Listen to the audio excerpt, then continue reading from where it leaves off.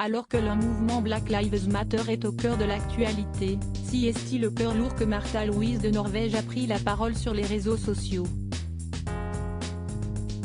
En couple avec le chaman du Reykjavik depuis mai 2019, la jeune femme est la cible de multiples menaces.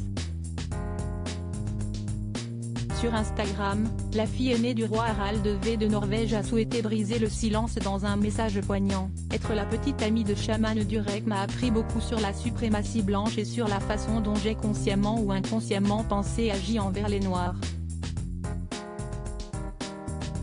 Je ne suis pas fière, mais je me rends compte que j'ai besoin de mieux comprendre ce système profondément enraciné pour pouvoir participer à son démantèlement.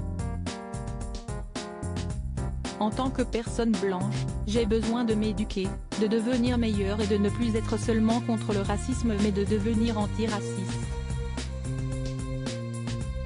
Si la princesse de Norvège a retrouvé le bonheur dans les bras du chaman des stars, elle a confié à quel point il était difficile de voir les gens attaquer son compagnon à cause de sa couleur de peau. Märtha Louise a en effet précisé que le racisme se trouvait dans les détails de la vie quotidienne, si est-il dans la façon dont les gens évitent du Reykjavik. Comment les amis supposent qu'il ment surtout. Qu'il est mauvais pour être gentil. Les mots qu'il murmure, lui faisant parfaitement comprendre qu'il n'avait pas de place naturelle à table. Des gens haut placés qui disent « Comment osez-vous penser que je toucherai votre main ?»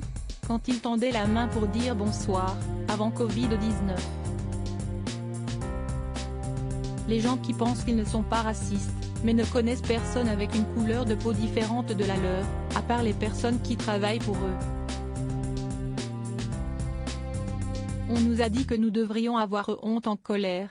Celle qui a pour projet de se marier avec son cher et tendre a énuméré « Comment on suppose que Durek n'est pas une bonne personne qui m'aime vraiment, mais m'a manipulé pour l'aimer et continue de me manipuler dans notre relation.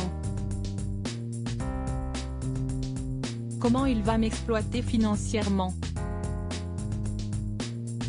La presse le présente comme un menteur, violent et menaçant ma famille et moi-même, partageant scrupuleusement son histoire sans vérifier les faits, car elle soutient le système de croyances déjà en place à son sujet.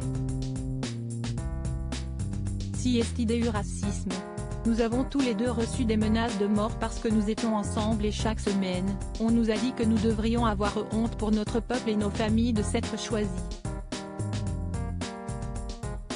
La princesse de Norvège a conclu son message en révélant pourquoi elle aimait tant du Reykjavik. La réalité de tout cela est que j'aime la façon dont il me réserve de la place en tant que femme, écoute ma sagesse et se montre pour moi et mes filles.